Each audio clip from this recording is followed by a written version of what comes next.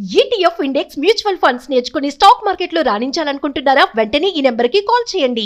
Suman TV సగర్వంగా నిర్మిస్తున్నటువంటి కార్యక్రమం పద్మవ్యూహం.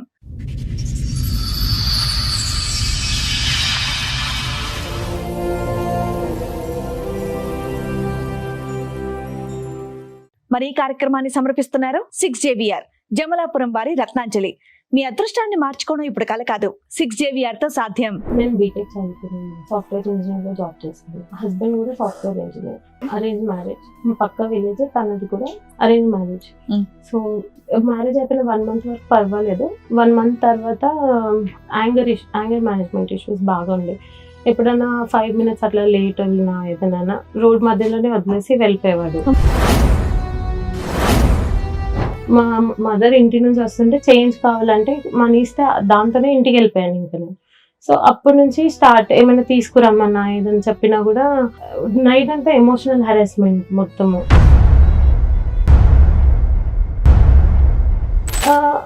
తను ఏంటి అంటే మొత్తం నేను వెళ్ళిపోవాలి. ఏదైనా నాకు అవసరం ఉంటే 10-20 రూపీస్ అయినా సరే అవి నేను నీకు ఇచ్చేస్తాను, నువ్వు మాత్రం మొత్తం నీ శాలరీ అంతా నాకు క్రెడిట్ చేసేయాలి. ఇంకా బాబుతోని ఒక 15-16 lakhs వరకు నాతో మనీ తీసుకొని అపార్ట్మెంట్ లో ఫ్లాట్ కొన్నాడు. ఎవరి పేరు మీద కొన్నారు? అది ఆయన తన పేరు మీదే కొన్నారు. మనీ మాత్రం నా దగ్గర నుంచి తీసుకొని వెళ్ళారు.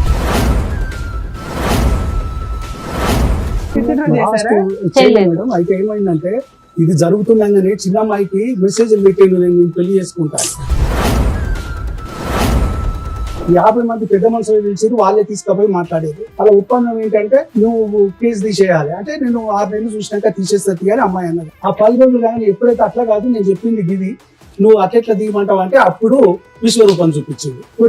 కొట్టేసి బాబు నూపేసి దెబ్బ తగిలింది. బాబుని చూస్తే భయం వేస్తుంది మేడం. ఆ రోజు 2 సంవత్సరాల తర్వాత వస్తే మా డాడీ మా పరశురామ్ వచ్చిండు అని చుట్టుపక్కల అందరికి చెప్పింది మేడం. డాడీ అంటాడు, పేరు పెట్టి పిలిస్తే బాగా అనిపిస్తుంది మేడం బాబు.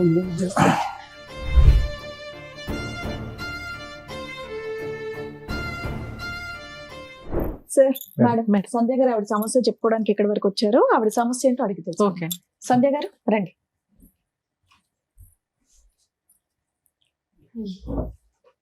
హలో అండి. నేను బీటెక్ చదువుకున్నాను. ఓకే. సాఫ్ట్వేర్ ఇంజనీర్ గా జాబ్ చేస్తాను. ఓకే. హస్బెండ్ కూడా software engineer. Okay. Arrange marriage. మా పక్కన విలేజ్. ఎక్కడండి మీరు? ఎక్కడి నుంచి వస్తున్నారు? వరంగల్. వరంగల్ నుంచి వస్తున్నారు. మా పక్క విలేజ్, తనది కూడా అరేంజ్ మ్యారేజ్. సో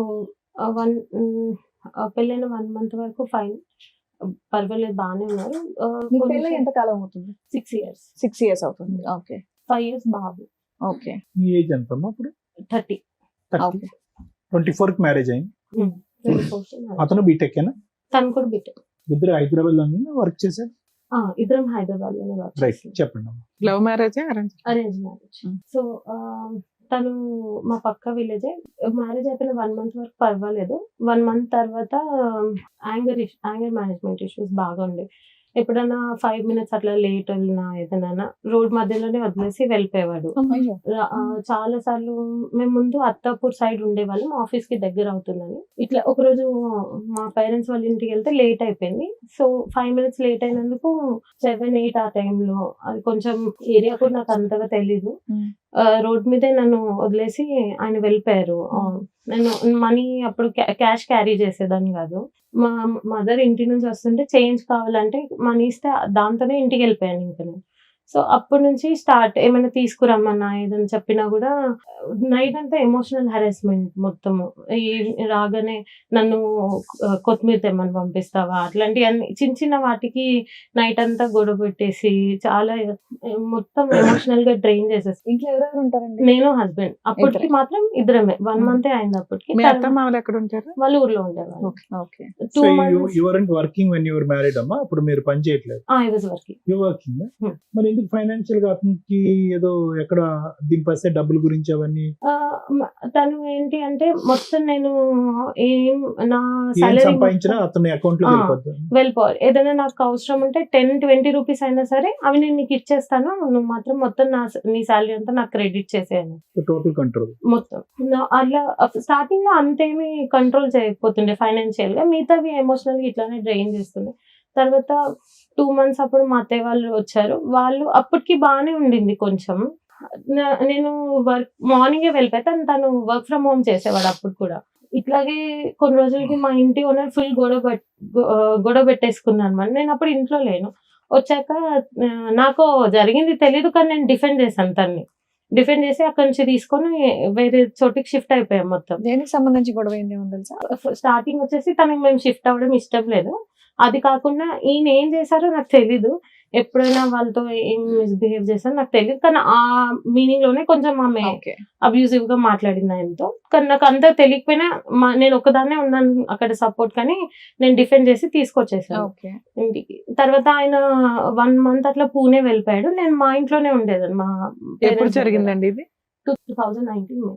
సో నేను ఇంటికి వచ్చేసాక 1 month ఆయన వెళ్ళిపోయారు. నేనే హౌస్ సర్చ్ అవన్నీ చేసి ఆయన వచ్చే వరకు అన్ని అరేంజ్ చేసి పెట్టుకుని ఉన్నాను.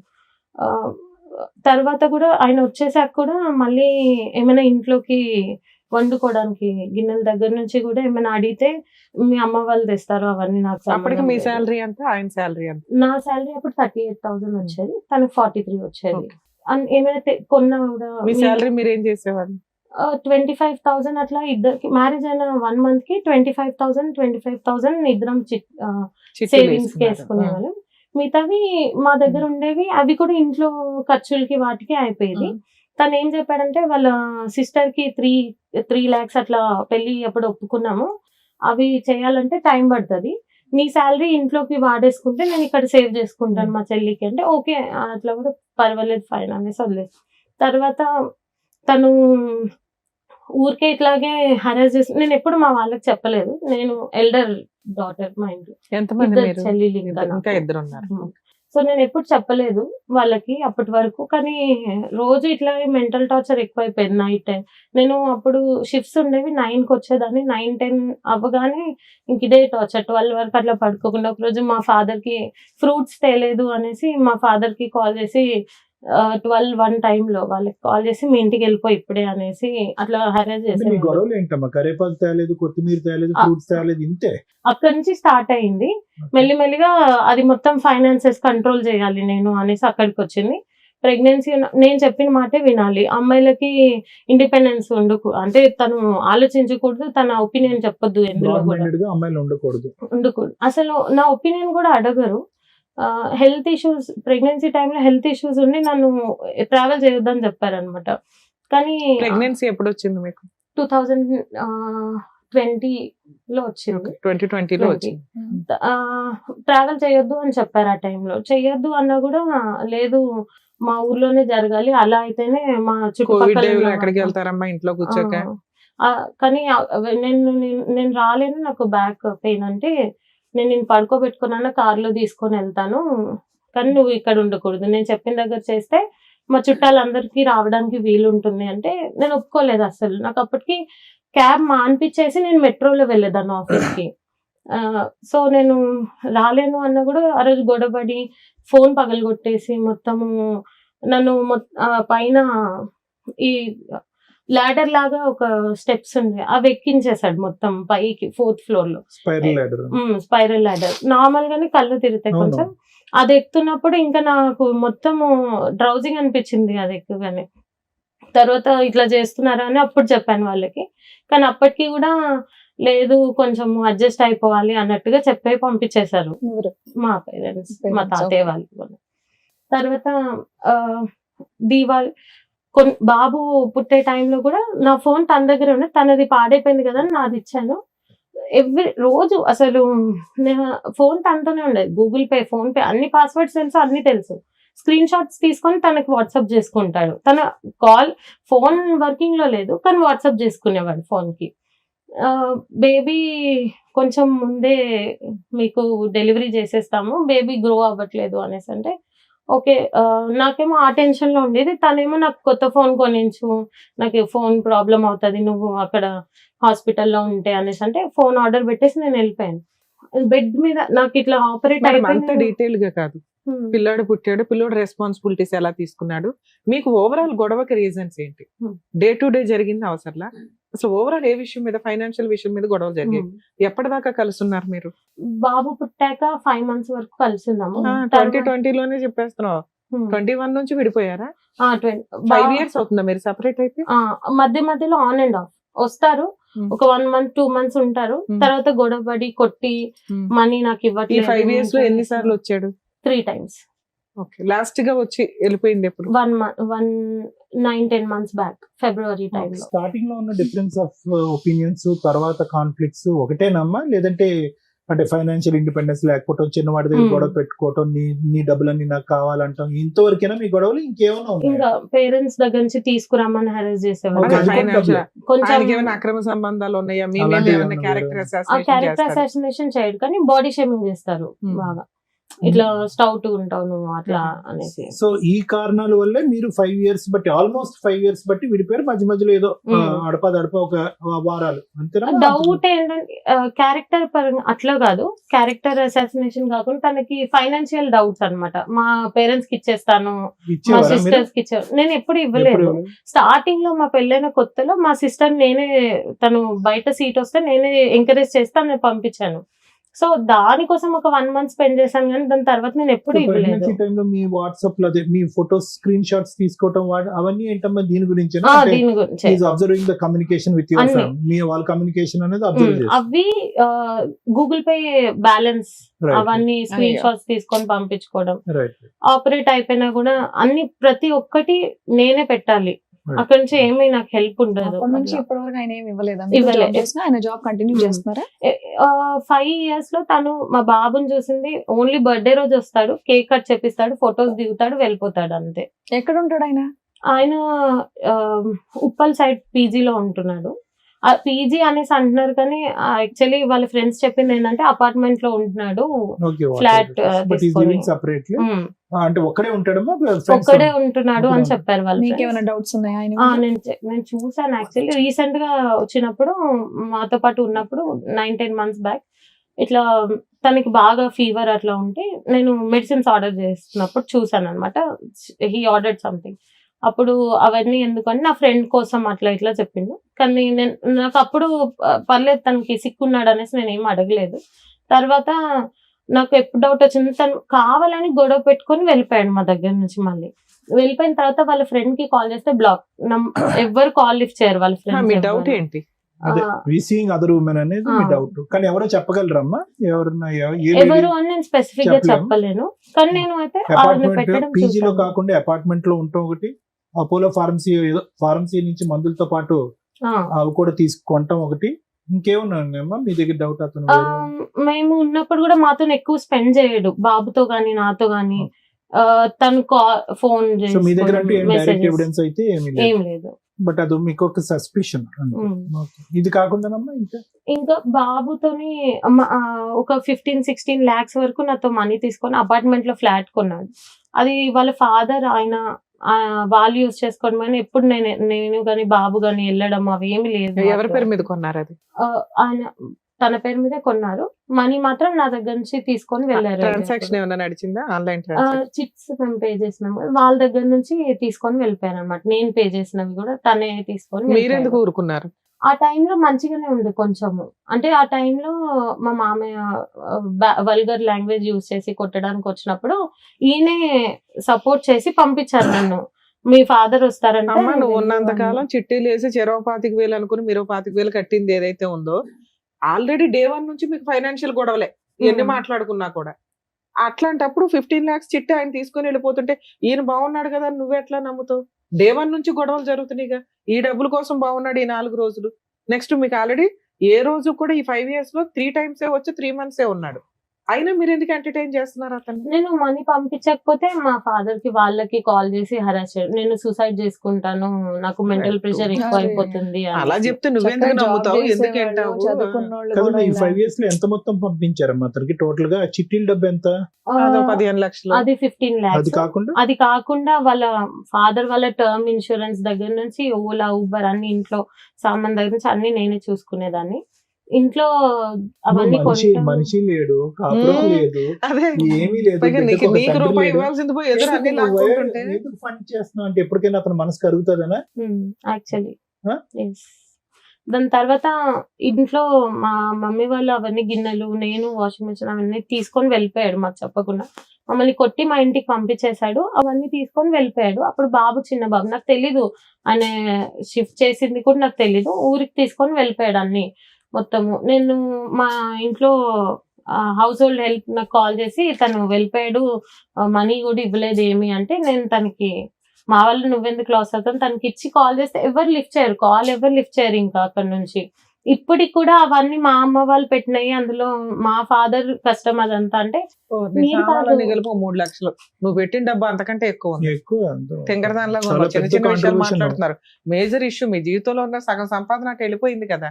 అయినా నువ్వు 3 times ఎందుకు ఎంటర్టైన్ చేసావంటే మారతాడండి అంటే ఫ్యామిలీ కొంచెం నిలబెట్టుకోవడానికి ఆవిడ ఏదో కష్టపడింది కానీ ఆయన మారట్లేదు మీ అంతేనా? ఇద్దరు సిస్టర్స్ పెళ్లిళ్ళు అయినాయి, ఒక చెల్లిదండి. ఇంకా రెస్పాన్సిబిలిటీస్ ముగ్గురేనా, మగపిల్లలు లేరా? లేదు. అప్పుడు నాన్నగారు రెస్పాన్సిబిలిటీస్ వస్తారా? మీకు కూడా Father? ఉంటాయి. కాదని అడిగింది ఎవరు? నార్మల్ గా ఇప్పుడు Father నేను వస్తారు. ఇవ్వకపోతేనే ఊర్లో అంతా మా పక్క Madam, ఊరే father కదా పిలిచారు. ప్రచారం మొత్తము, ఆ, తను వాళ్ళ ఈ ఫ్యామిలీకి ఇస్తుంది. సరే అట్లయినా ఓకే, మా ఫాదర్ కే కదా ఇస్తున్నా అన్నది వదిలేస్తే, నేను ఎక్కడికి వెళ్ళినా బయటికి వెళ్ళినా కూడా, ఊరు వెళ్ళినప్పుడు కూడా వాళ్ళందరూ వచ్చి నువ్వు మీ ఫాదర్ కే ఇస్తావంట కదా, అమ్మాయి సాలరీ మీద బ్రతుకుతున్నాడు మీ ఫాదర్ బతుకుతారమ్మా, అది హక్కు కదా. ఇక్కడ ఆల్రెడీ మిమ్మల్ని చదివించింది ఎందుకంటే బాధ్యతలు తీసుకోవడానికి. అట్లా అని కాకుండా ఇప్పుడు మీతో పాటు మీ ఫాదర్ వచ్చారు కదా, మాట్లాడతారా? పిలుద్దాం ఒకసారి. సార్ రండి. నమస్కారం అండి. మనకు ముందు చెప్పారు కదా ఫాదర్ మా. అయ్యో సార్ పెద్దవారు అయ్యో సార్ ఉండండి, Please, సార్ please, ఉండండి, please. మాట్లాడదు మాట్లాడండి. రండి, కూర్చోండి సార్. అయ్యో మీ పేరేంటి గురుగారు? శ్రీనివాస్ సార్. కూర్చోండి. ఎందుకంటే సార్ మీరు బతుకమ్మల జీవితాలు బాగుపరుస్తారు మేడం, థ్యాంక్ యూ సార్. అందరి జీవితాలు మెరుగుపరుస్తారు, జనజీవ సవంతిలో కలిసేటందుకు మీరు దారి చూపిస్తారు, న్యాయ సహాయం చేస్తారు. మా బిడ్డది లక్ష్మి, సరస్వతి, పార్వతి గారు ముగ్గురిని అన్నాం నేను. ఇంకా ఆడపిల్లలు ఉంటే కూడా నాకు హ్యాపీగా స్వీకరిస్తాను. అంతే తప్పితే నేను వాళ్ళు భారం అనుకోని అందరు నన్ను ఆడపిల్లల అని ఆశ్చర్యపోతారు. నాకు భయం ఏం లేదు సార్, మంచిగా అనిపిస్తారు తర్వాత. కానీ ఇంత కానీ కొంచెం లాంగ్వేజ్ కొంచెం గలీజ్ కావద్దని చెప్పేది. నీకే పుట్టిండు నా మన్మడని 3 సార్లు 4 సార్లు ఆడు దరిద్రుడు. పనికిరాని నీచు. ఎదవలేండి, నీకు ఆడు ఇష్టం. మాటలకి ఏం లేండి. మీరు గుండె కూర్చోండి. రాక బతుకమ్మ ఆడి సార్. బతుకమ్మలను ఇంట్లోకి వస్తేనేమో బొమ్మలాగా చూస్తారు, దేవుళ్ళు అమ్మలాగా చూస్తారు. ఏందో దరిద్రం అర్థమైతే లేదు మేడం. మీలాంటి వాళ్ళు మాత్రమే, ఒక రమ్య మేడం గారు, ఒక సార్, ఒక శ్రీవాణి మేడం గారు, ఇలాంటి వాళ్ళు మాత్రమే ఈ సంఘాన్ని బాగు చేయగలరు. దయచేసి గుర్తు పెట్టుకోండి మేడం. ఆడపిల్లల జీవితం మీకు ఎప్పటి నుంచో నేను అభిమానిని, మీకు నేను ఎప్పటి నుంచో చూస్తున్నా. మీకు సార్ ప్లీజ్ కూర్చోండి. కూర్చోండి శ్రీనివాస్ గారు. ఎన్నో కుక్కలు మరుగుతూ ఉంటాయి సార్, కుక్క ఎందుకు మరుగుతున్నావు మనం అడగం కదా. ఆడపిల్ల ఆమె రూపాయి కాంచి ఆమె పెట్టాలి. నువ్వు చెప్తున్నావు, తర్వాత చూసుకుందాం, పెట్టు. మొత్తం దాదాపు 15-16 లక్షలు సార్. కాపురం చేయనప్పుడు ఇప్పుడు కాసులు ఎందుకు సార్? ఇంత దారుణం అంటే దారుణం. కేసు ఉంటే కూడా మేము 498 వేస్తే 498 అన్ని పాలతీ కేసులు అంటారు. మేము చెప్తే వాళ్ళు కేసు కట్టారుగా మేడం. మేడం ఆడ కౌన్సిలర్ మేడం గారు ఉన్నారు, ఏదో పెద్ద షార్టిస్టోడ్ ఉన్నాడమ్మా, వాడు రాకముందు నువ్వు వెళ్ళి తొందరగా కేసు కట్టేయి నేను చెప్పిన సిగ్నేచర్. ఎప్పుడే సార్ 498 ఎంతకాలం అయింది? 4 సంవత్సరాలు 23 లో వేసావు. మరి 25 లో ఎందుకు రానిచ్చావు? ఇది కాకుండా పెద్దవాళ్ళు మాట్లాడి పర్లేదు నువ్వు ఒక 6 months చూడు తీసే కేసు అనేసి అన్నారు. 1 month తర్వాత ఏం నేను కేసు తీయలేదు. పెట్టిండ్రు లాస్ట్ చేశారా? చేయలేదు మేడం. అయితే ఏమైందంటే ఇది జరుగుతుండగానే చిన్న అమ్మాయికి మెసేజ్లు పెట్టిండు, నేను పెళ్లి చేసుకుంటాను మమ్మల్ని బెదిరియే ఆయనకి ఎన్నో వేషాలు వేసాడు. ఆ చిన్న అమ్మాయికి పెట్టిన మెసేజ్ ఎమ్మడే పోయి వీళ్ళు ముగ్గురు ఏడుస్తారు. మా అమ్మకు కాలు ఎరిగితే నేను పోయి హాస్పిటల్ ఉన్నా, వీళ్ళు ఏడుస్తుంటే ఏందమ్మా అంటే ఇట్లా మెసేజ్లు పెట్టండి, ఏం చెప్పాలి అర్థమవుతలే అంటే అప్పుడు కంప్లైంట్ ఇచ్చి వచ్చిన. ఎంత ధైర్యం అండి వీడికి. అది కాకుండా మొన్న అందరు చెప్తే 4 నెలల 5 నెలల క్రితం మాట్లాడి తోలితే ఏది దొడ్డిదారిన లోక్ అదాలత్లా తీసేయాలి కేసు అని ఒత్తిడి తెచ్చింది. ఒత్తిడి వేస్తే ఈ అమ్మాయి అనేది నన్ను రమ్మలేదు 50 మంది పెద్ద మనుషులు పిలిచిరు, వాళ్ళే తీసుకుపోయి మాట్లాడారు, దూరం తీసుకపోయి. అలా ఒప్పందం ఏంటంటే నువ్వు కేసు తీసేయాలి అంటే నేను 6 నెలలు చూసినాక తీసేస్తుంది అని అమ్మాయి అన్నది. వచ్చినాక ఎక్కలేని ప్రేమలతో పోసిందంట 10 రోజులు. ఆ 10 రోజులు కానీ ఎప్పుడైతే అట్లా కాదు నేను చెప్పింది గిది, నువ్వు అట్లెట్లా తీయమంటావు అంటే అప్పుడు విశ్వరూపం చూపించిండు, కొట్టేసి బాబు నూకేసి దెబ్బ తగిలింది. అప్పటిదాకా ముందో ఎంతలో దగ్గరికి పోయేది అలా డాడీ దగ్గర. బాబుని చూస్తే భయం వేస్తుంది మేడం.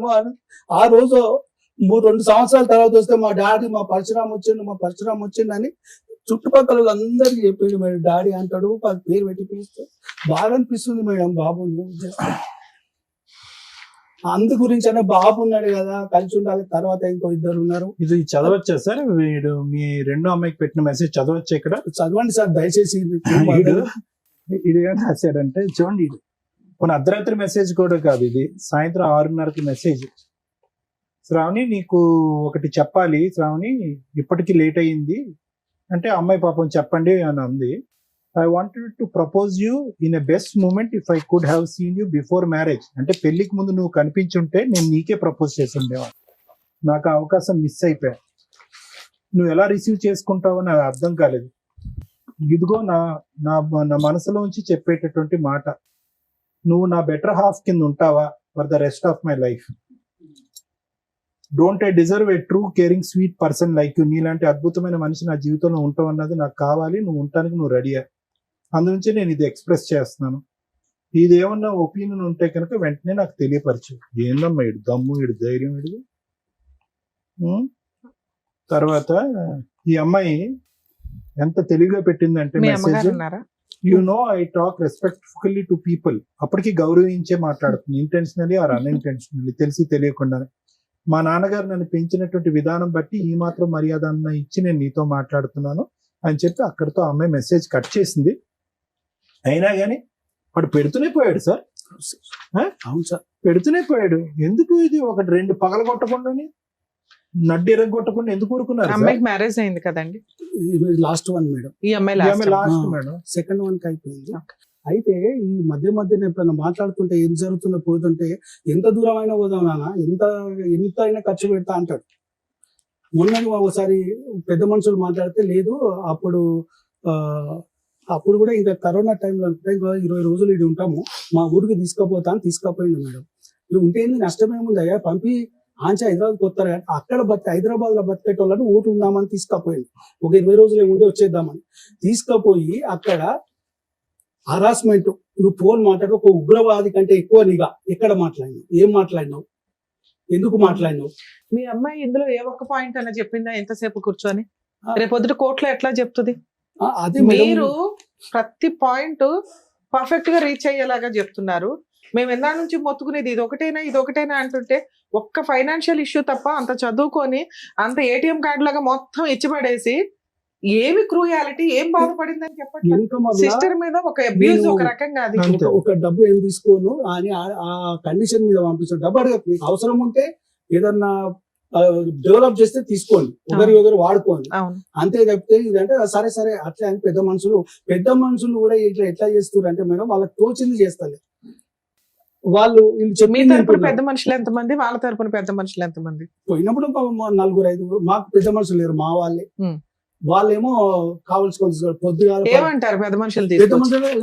ఏది కన్క్లూజన్ రాదు, ఏది అడగరు. నువ్వు దీనికి పనిష్మెంట్ రా బాబు, ఇది ఇట్లుంటది ఇక కలిసిపోవాలి. ఏమన్నా నేను అట్లెట్లయితే ఇది విలన్, తండ్రి విలన్, మంచోడు కాదు, వాళ్ళని కలవనిస్తలేడు. అయ్యా నేను అంటలేను కదండి. ఇక్కడ ఇది ఒకటే కాదు, అమ్మాయికి రాసింది ఒకటే కాదు, అతని బాధలన్నీ కూడా కొంతవరకు శ్రావణికి చెప్పుకున్నాడు. మీరు ఆఖరి అమ్మాయితో చెప్పుకున్నాడు. ఏంటంటే కనుక నా కొడుకు అంటే నాకు పంచ ప్రాణాలు, నా కొడుకుని చూడటానికి నాకు ఒక అవకాశం ఇవ్వండి, వాడిని చూడలేకుండా నేను బతకలేకపోతున్నాను, అది ఇది అని చెప్పి అతని వాదన అంతా వినిపించాడు. కానీ ఎందుకు ఆ అమ్మాయికి చెప్పేవాడు? అందులో ఈ అమ్మాయి కూడా అంది, ఇదేంద్ర బాబు నేను అందరికంటే చిన్నపిల్లని నాకు చెప్తున్నావు ఏంటి ఈ గొడవ అంతా కూడా, పెద్దవాళ్ళతో వచ్చి కూర్చొని మాట్లాడొచ్చు కదా అంటే కనుక నేను చెప్పేటటువంటి మాట అట్లీస్ట్ ఈ మెసేజ్ల రూపాన నువ్వు తప్ప ఎవరు ఆలకించట్లేదు, వినట్లేదు, అర్థం చేసుకోవట్లేదు, నా గోడు ఎవరు అర్థం చేసుకోవట్లేదు కాబట్టి నీకు చెప్తాను. ఓకే, ఒక మెసేజ్ బాగాలేదు, ఈ మెసేజ్ నేను ఏదైతే చదివానో అది అభ్యంతరకరమైనటువంటి మెసేజ్. కానీ అక్కడ కూడా ఏమన్నాడంటే దీన్ని క్షమించద్దులేండి, కానీ చెప్తున్నాను, if you do not have any opinion please ignore it. అటువంటి నా మాట అభ్యంతరకరంగా అనిపించి నేను మాట్లాడేటటువంటిది చెత్త చెదారం అంటే కనుక ఇది ఇక్కడతో ఆపేసే అని అన్నాడు. ఆ తర్వాత ఆ అమ్మాయి కూడా మాట్లాడుతుంది. తర్వాత మాట్లాడిన సంభాషణ అంతా కూడా మా అక్కిలా ఉంది, మా అక్కిలా అనుకుంటుంది, నువ్వేమనుకుంటున్నావు అని చెప్పి ఆ అమ్మాయి తనకు వయసు మించినటువంటి బాధ్యత తీసుకుని మధ్యవర్తిత్వం చేయడానికి ప్రయత్నం చేసింది అందులో.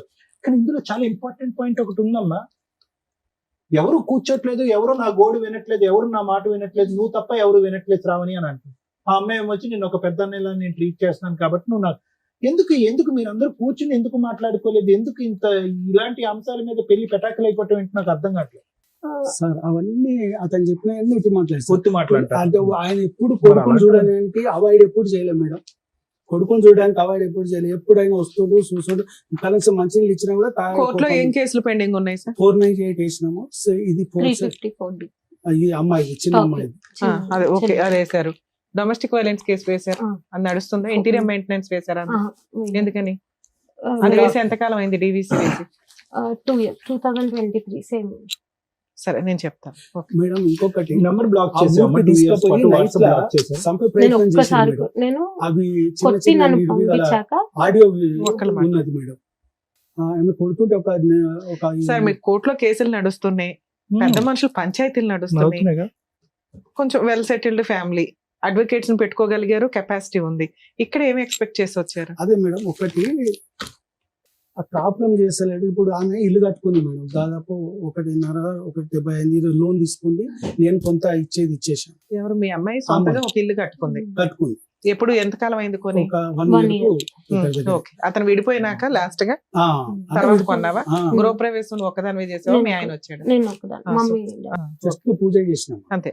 అయితే దాదాపు ఆమెకి ఇచ్చినవి, ఆమె సంపాదించినవి వేరే వేరే కాకుండా ఒక 20 లక్షల దాకా అప్పయింది మేడం. కనీసం అవన్నీ అంటే ఇటు అటు పెడుతుంది. కొంచెం అవన్నా సరే, కేసు ఎట్లా నడిస్తే అట్లా, దేవుడు ఎట్లా చేస్తారో మీలాంటి న్యాయం చేస్తారు. కనీసం అవన్నీ ఇస్తేనన్నా ఆమె అప్పులు కట్టుకుంటుంది. సరే వచ్చి కాపురం చేసుకొని నిమ్మలంగా ఆయన రూపాయి పెట్టొద్దు అమ్మాయి సార్. ఇప్పుడు 11 అవుతుంది, ఈ టైంలో ఫోన్ చేయడం కూడా కరెక్ట్ కాదు. యాక్చువల్ గా కొంచెం ముందు అయితే నిజంగా మీ అల్లుడు ఫోన్ చేసి మాట్లాడి మా వంతు ప్రయత్నం నేను చేశాను. నేను చెప్పేది చెప్పుకుంటున్నా మేడం. అయితే కనీసం ఆయన ఏ కేసులు అక్కర్లేదు, మీ దగ్గర వచ్చి మీరు మంచిగా సార్ కన్సల్ట్ చేస్తే ఏ కేసు అక్కర్లేదు, కాపురం చేస్తే ఓకేనా? ఓకే మేడం, కానీ మంచిగా ఉండాలి. కాదండి, ఒపీనియన్ కదా ఇంపార్టెంట్. చెప్తున్నానా? మీరు చెప్పండి. ఆయన వచ్చినా కూడా 1 month maximum 1 month. Okay, what ever has happened in the past is past. ఇక్కడ నుంచి యు వాంటింగ్ ఒక కౌన్సిలింగ్ చేసి మిమ్మల్ని ఇద్దరిని కలిపి భార్య భర్తలుగా ఒక కొడుకు, ఈ వాతావరణాన్ని నువ్వు ఊహించుకోగలుగుతున్నావా? ఆ నమ్మకం మీకుందా? అది కావాలని కోరుకుంటున్నావు లేదా? కావాలా వద్దా? ఎన్వైరన్మెంట్ అసలు ఆయన క్రియేట్ చేయడు. ఒక హోమ్లీ. నీకు నమ్మకం ఉందా లేదా అని అడుగుతున్నాను నాన్న. లేదు. నాన్నగారు ఏమంటున్నారంటే మీరు మేడం మీరందరూ కౌన్సిలింగ్ చేసేసుకుని అతను బ్రెయిన్ మార్చేసి కూర్చోపెట్టి కలిపండి అని అంటున్నారు. నీకు నమ్మకం లేకుండా ఆ ప్రయత్నం చేయడం కూడా వేస్ట్. మొత్తం హాస్టల్ ఎన్వైరన్మెంట్ ఉంటుంది. హాస్టల్ ఎన్వైరన్మెంట్ లో నీకు ఏం రిస్క్ ఉందని అనుకుంటున్నావు? నీకు ప్రాణభయం ఉందా? ఉంది, నాకుంది, బాబుకి కూడా. అసలు బాబుని వీడియో కాల్ చేసి చూస్తాను. 4 years అవుతుంది. ఒక్కసారి నేను బ్లాక్ కొట్టి నన్ను పంపించాక నువ్వు ఎందుకు కొడతాడమ్మా? సారీ, మనీ ఇవ్వకపోతే నేను తాగడు. తన దగ్గర ఉండాలి అంతే. అతనేమన్నా మీ మీద కేసులు వేసాడా? లేదు, నేను చేసినవన్నీ ఫాల్స్ కేసు. కాదు. ఇప్పుడు ఒకటి గురువు గారు, మీరు పెద్ద మనసుతో ఒక ఆడపిల్ల జీవితం, మీ కొంత కూతురు పరువు గురించి అవనియండి, కాపురం కాపాడాలి, కుటుంబం నిలవాలి అనే ప్రయత్నంతో మీరు ఇక్కడ కూర్చొని, కానీ అటువైపు మీ ఉన్న బిడ్డ ఈ రోజు మీరు ఇందాక అన్నారు, నా బిడ్డను నా గుండెల్లో పెట్టుకుని సాక్కుంటాను, నాకేం లేదన్నారు. అటువంటి బిడ్డ ఈ రోజు ప్రాణభయంతో అక్కడ అంటుంది. ప్రాణభయం అని చెప్పినా కూడా మీరు కౌన్సిలింగ్ చేసేసేయండి, ఏదో విధంగా కలిపేయండి అంటే కనుక మళ్ళీ మీరు ఇందాక నిలబడి మాట్లాడిన మాటలకు వెనక్కి తీసుకోవాల్సి వస్తుంది. సరే అంటే ఎందుకంటే మొన్నటి వరకు ఆమె ఇష్టంతోనే 3-4 నెలల క్రితము ఆమె ఇష్టంతోనే తీసుకొచ్చి మాట్లాడిపించి కూర్చున్నబెట్టి మాట్లాడిపించింది.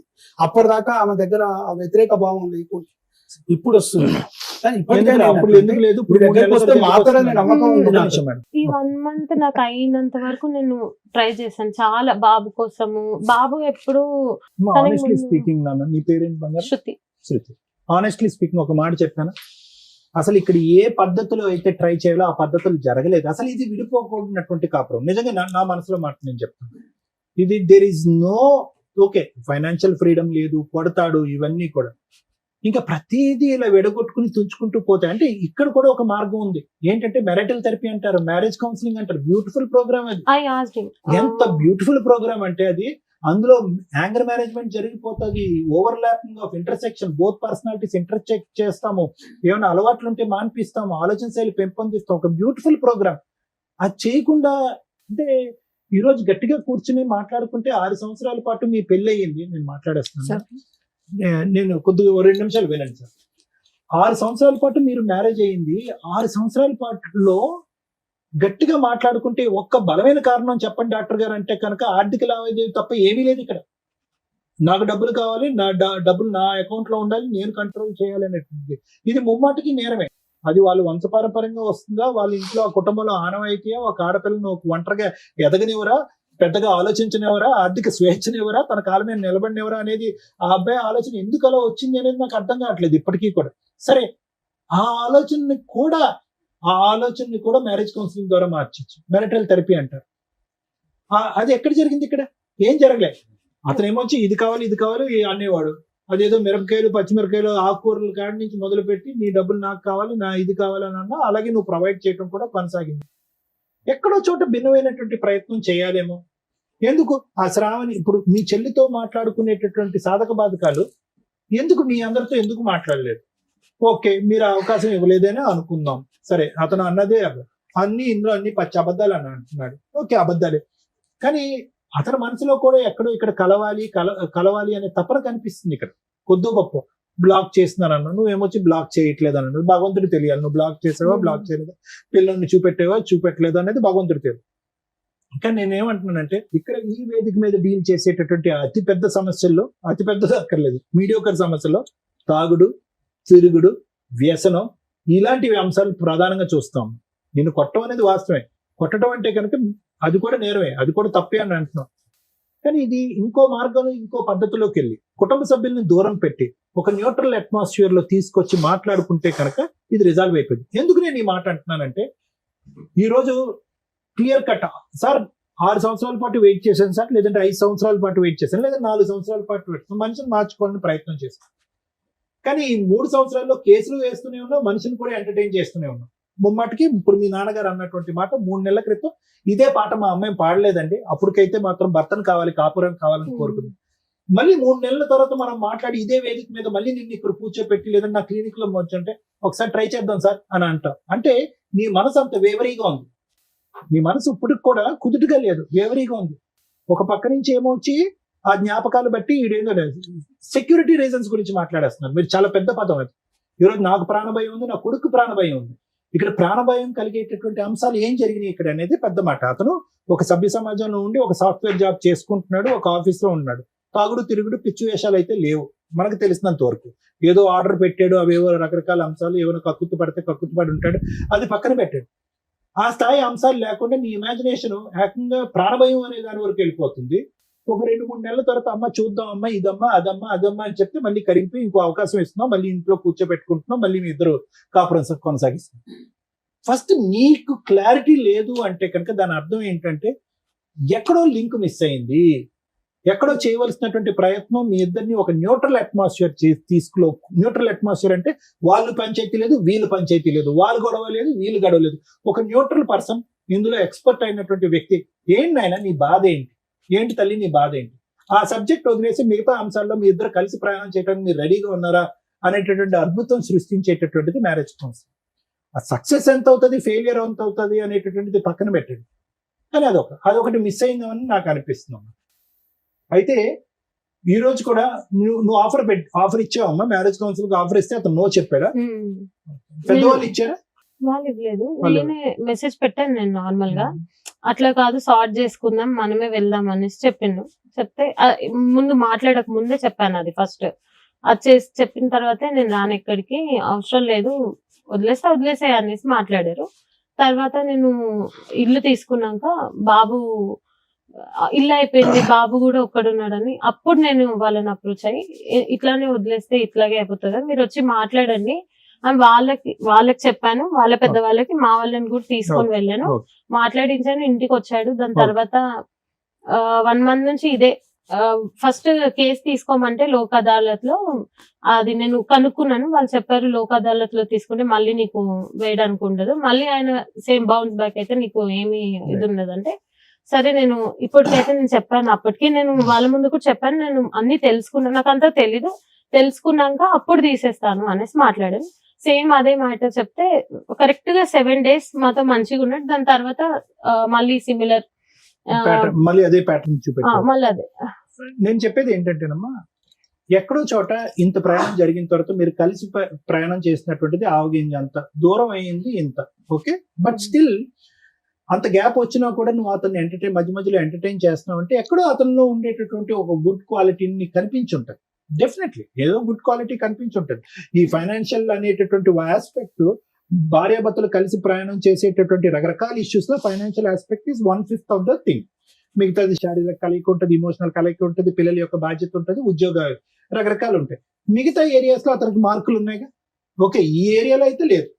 మిగతా ఏరియాస్ లో కొంతైనా మార్కులు ఇవ్వటం వల్లే కదా నువ్వు 3 సార్లు ఎంటర్టైన్ చేసావు కేసులు పెట్టిన తర్వాత కూడా. So what I'm saying is, అటువంటి అంశాన్ని తట్టి లేపేటటువంటి కార్యక్రమం మ్యారేజ్ కౌన్సిలింగ్. నేనేమంటున్నానంటే యూజువల్ గా మ్యారేజ్ కౌన్సిల్ భార్య భర్తకి, భర్త భార్యకి ప్రపోజ్ చేయకూడదు, వర్కౌట్ అవ్వదు. నేను పిచ్చోడు అని చెప్పా డాక్టర్ దగ్గర తీసుకెళ్తున్నాను అని కూడా అంటారు. అదేంటి మనలో రిజాల్వ్ చేసుకునేది మూడో మనిషి ఎందుకు?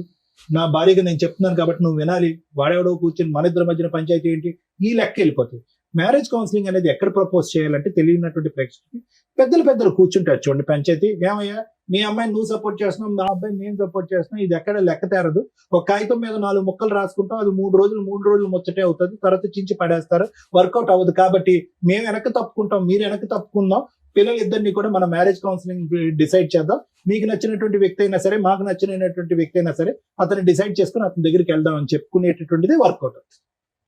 సో ఇప్పటికీ కూడా నా ఉద్దేశం చెప్తున్నాను, మనస్ఫూర్తిగా నేను చెప్తున్నాను, కొంతవరకు చెడ్డోడే, కానీ దూరం పెట్టుకుని తెగదెంపులు చేసుకుని అంటే కోర్టు కేసులు లావాదేవీలు ఎంతవరకు అయితే నాకు తెలియదమ్మా, అది లాయర్ మేడం చెప్తారు. ఈ కేసు అయితే మాత్రం ఖచ్చితంగా ఒక మీడియేషన్, ఒక నెగోషియేషన్ ద్వారా రెక్టిఫై చేయగలిగేటటువంటి case, professional mediation. We cannot have routine counsellors, ఎందుకంటే you are too educated people. మీరిద్దరు సాఫ్ట్వేర్ ఇంజనీర్ల కింద వర్క్ చేస్తున్నారు, సభ్య సమాజంలో గౌరవంగా బతుకుతున్నారు, చక్కటి శాలరీ తీసుకుంటున్నారు, మీకు ఒక కొడుకున్నాడు. కాబట్టి సైంటిఫిక్ పద్ధతిలో ఒక ప్రొఫెషనల్ కౌన్సిలింగ్ చేస్తే కనుక ఖచ్చితంగా మీ ఇద్దరి మధ్యన గ్యాప్ క్లోజ్ అవుతుంది అనే నమ్మకం నాకైతే ఉందమ్మా. లేదు sir my thoughts have gone too far అంటే కనుక అది మీ మానసిక పరిస్థితి అని నేను చెప్తాను. ఎందుకంటే ఈ రోజు ఇలా ఉంటుంది, రేపు పొద్దున్న లేపి అరే నీకు తెలుసా ఇలా చేద్దాం ఒకసారి ట్రై చేయంటే ఓకే సార్ అంటావు నువ్వు, అలా ఉంది నీ పొజిషన్.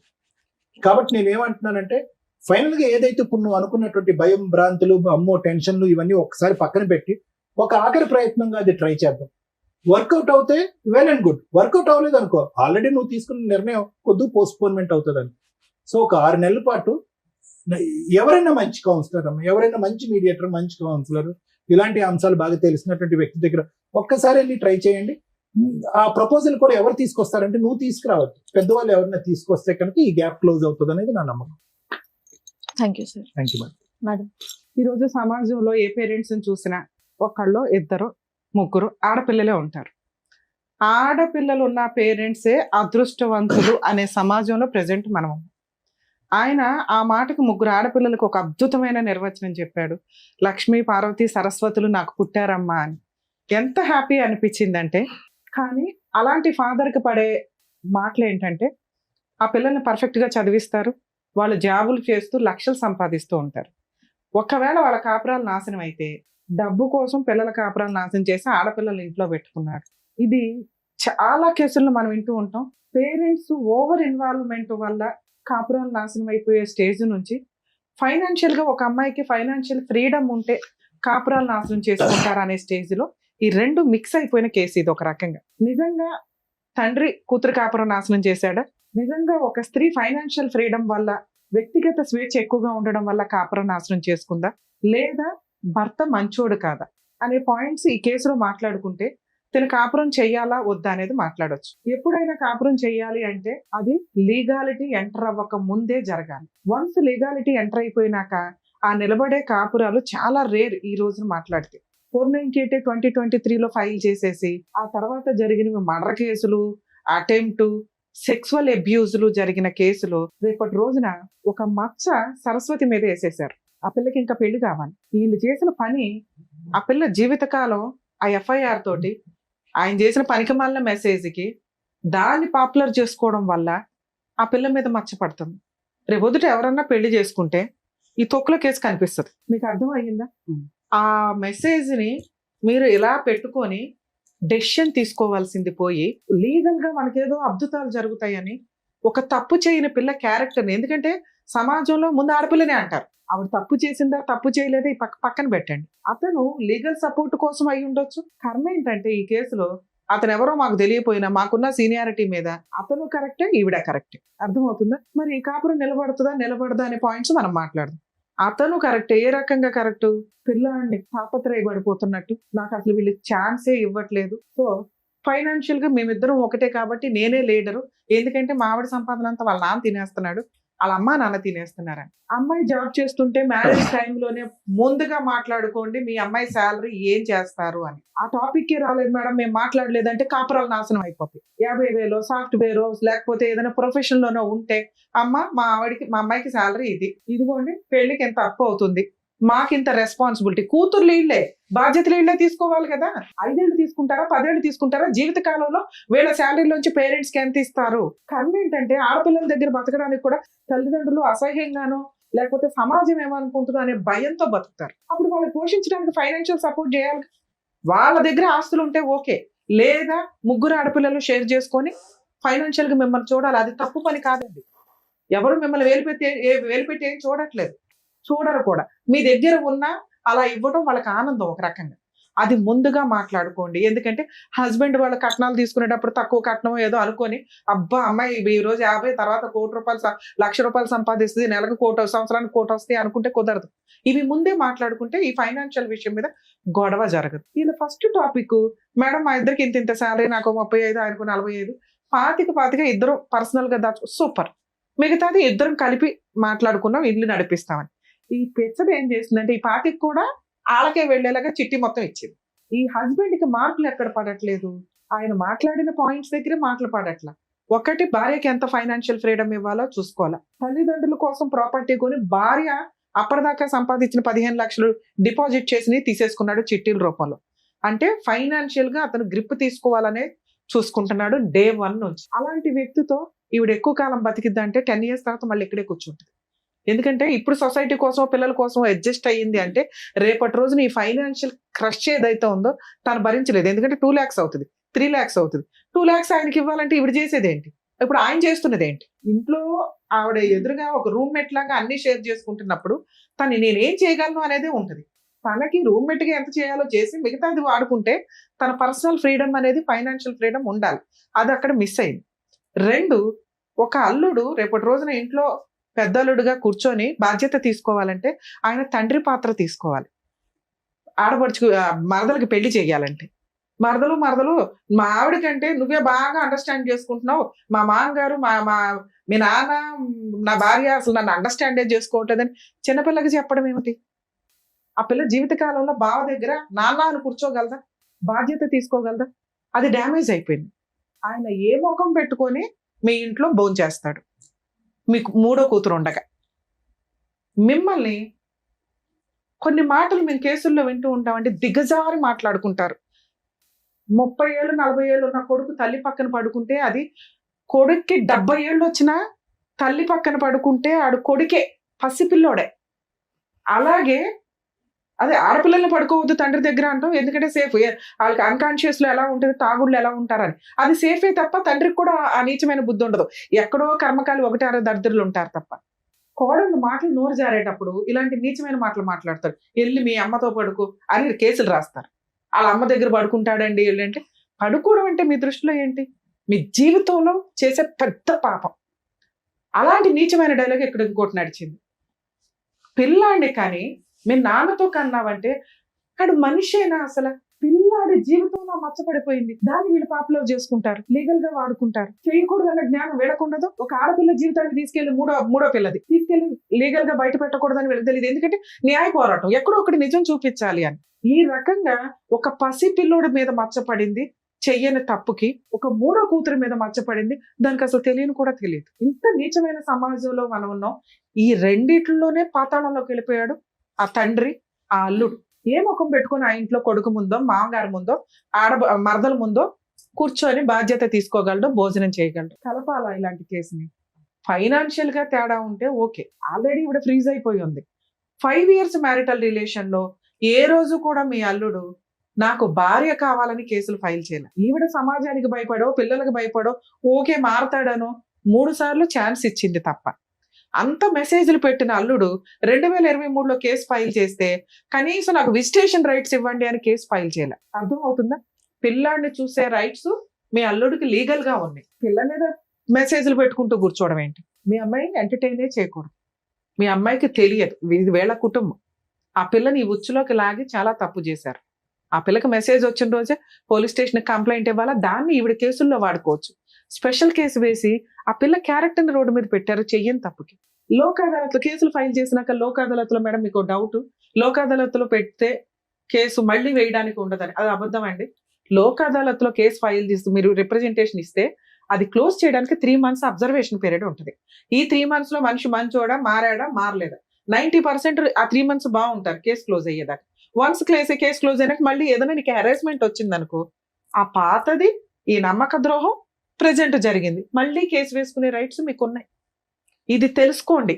కాకపోతే కాపురాలు నిలబెట్టడం కోసమని కౌన్సిలింగ్లు ఇవన్నీ నడుస్తూ ఉంటే అవి ఒకవేళ మీకు నచ్చి ఓకే భర్తతో ఉండాలి అనుకుంటే లోక్ అదాలత్లో మీరు కేసు క్లోజ్ చేసుకున్నా మీకు వచ్చిన లాస్ లేదు, మళ్ళీ కేసు వేసుకునే రైట్స్ ఉన్నాయి. మరి మీకు ఎవరు చెప్పారో నాకు అర్థం కాల, అది లీగల్ గా అబద్ధం. ఆ కేసు వేస్ట్ అయిపోద్దేమో, ఫ్రెష్ కేసు ఇంకొంచెం పాయింట్లతో యాడ్ అవుతుంది కదా. అర్థం అవుతుందా? 2 ఇక ఈ పాయింట్స్ లో మాట్లాడితే ఫైనాన్షియల్ అడ్డంగా ప్రాపర్ ఎవిడెన్స్ ఉంది నీ దగ్గర. మీరు చేయాల్సిన పని ఏంటంటే డొమెస్టిక్ వైలెన్స్ కేసు ఏదైతే వేశారో దాంట్లో ఇంటీరియర్ మెయింటెనెన్స్ పిటిషన్ ఎమర్జెన్సీగా వేయండి. అది పిటిషన్ వేసిన దగ్గర నుంచి క్యాలిక్యులేషన్ మెయింటెనెన్స్ ఆర్డర్ అవుతుంది బాబుకి. మీరు జాబ్ చేస్తున్నారు కాబట్టి మీకు మెయింటెనెన్స్ రాదు, బాబు కోసం మెయింటెనెన్స్ ఫైల్ చేయండి. అది ఎంత అర్జెంటుగా వేయగలిగితే అంత. సార్ మీకు ఇప్పుడు ఒక క్లారిటీ ఉండాలి. డైవర్స్ గురించి నేను ఇక్కడ మాట్లాడట్లేదండి, అతన్ని అలా ఉండనివ్వండి. దయచేసి ఇంటికి ఎంటర్టైన్ చేయొద్దు. ఓ 2 years 3 years లీగల్ గా తిరగనివ్వండి. మ్యూచువల్ డైవర్స్కి వస్తాడా, కాంపెన్సేషన్ మొత్తం రూపాయితో సహా డివిసి యాక్ట్ ద్వారా వసూలు చేసుకునే రైట్స్ నీకున్నాయి. మ్యూచువల్ గా వస్తే పిల్లాడికి ఏమి ఇస్తాడో నీవేంటి, ఇవి మాట్లాడుకుని మ్యూచువల్కి వెళ్ళండి. లేదు నా భార్య కావాలి అంటే దానికోసం ఆయన ఏం ప్రయత్నాలు చేశాడు, ఈ పాప ప్రక్షాళన ఎలా చేసుకున్నాడు, కొంచెం టైం ఇద్దాం. నిజంగా భార్య కావాలి అంటే ముందు మామగారు కాళ్ళు పట్టుకోవాలా, ఎందుకంటే నీచమైన మాటలు మాట్లాడేసావు. మరదల కాళ్ళు పట్టుకోవాలా, దారుణమైన మెసేజ్లు పెట్టావు. అవి 2 చేసిన రోజున ఈ అమ్మాయి కౌన్సిలింగ్ ఇద్దాం. ముందు నమ్మాలి భర్తని. నువ్వు ఆ ముఖం పెట్టుకుని ఆ ఇంట్లో తిరగగలిగితే ఆ అమ్మాయి నమ్మితే సారో మేము కౌన్సిలింగ్ ఇవ్వడానికి 1 సెకండ్ కూడా ఆలోచించాం సార్, ఎందుకంటే మా ఉద్దేశమే కాపురాలు నిలబెట్టడం. లేదా కోర్టుల చుట్టూ సంవత్సరాల తర్వాత తిరగకుండా నాన్న ఇట్లా డెసిషన్ తీసుకోండి, ఇలా వెళ్ళండి, ఇలా చెయ్యండి అని. ఇక్కడ మీకు మేము ఇవ్వగలిగే సజెషన్, ఆ అబ్బాయితో ఇప్పుడే కౌన్సిలింగ్ వద్దు, ఇప్పుడే పంచాయతీ వద్దు, ఇప్పుడే సెటిల్మెంట్ వద్దు. ముందు మీ హక్కులు ఏంటి, మీకున్న పవర్స్ ఏంటో తెలియచేయండి.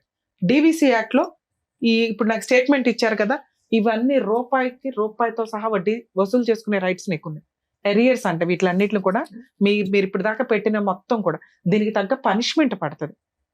ఇంటీరియర్ మెయింటెనెన్స్ ఎంత అర్జెంటుగా అయితే అంత అర్జెంటుగా వేయండి. ఒక డివిసి కేసు ఒక 5 కేసులతో సమానం.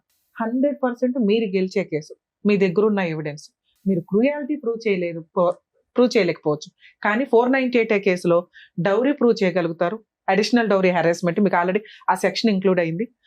సెక్సువల్ అబ్యూజ్ ప్రూవ్ చేయగలుగుతారు. వాట్సాప్ మెసేజ్ ఉంది, దాంట్లో వాడేసుకుంటే సరిపోయిందనా. 3rd పిల్లని మనం రోడ్డు మీద పెట్టామని నా బాధ, కానీ నడవనివ్వండి. ఆల్రెడీ మీరు పెట్టేశారు కదా, వేయడానికి ముందు నాతో మాట్లాడుంటే ఇందాక